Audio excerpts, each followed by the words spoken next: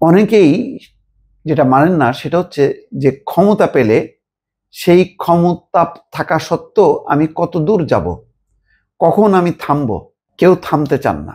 কিন্তু সুশীলা কার্কি বলছেন তিনি থামবেন, 6 মাস পর তিনি এই দায়িত্বে থাকবেন না, অর্থাৎ 5ই মার্চ নির্বাচন, দায়িত্ব শেষ। তিনি বলছেন আমি এই দায়িত্ব চাইনি, রাজপথে নামা বিক্ষোভকারীদের আহ্বানে সাড়া না দিয়ে আমি পারিনি। পরিষ্কার কথা। সম্প্রতি যেই বিক্ষোভ হয়েছে তরুণদের নেতৃত্বে, তাতে 70 জনের বেশি নিহত হয়েছে। এরপর বিক্ষোভকারীদের সঙ্গে নেপালের প্রেসিডেন্ট এবং সেনাপ্রধানের আলোচনার ভিত্তিতে সুশীলাকে অন্তর্বর্তী সরকারের প্রধানমন্ত্রী নিয়োগ করা হয়। সুশীলা বলছেন যে জেন জি প্রজন্মের চিন্তাধারার জায়গা থেকে আমাদের কাজ করে যেতে হবে।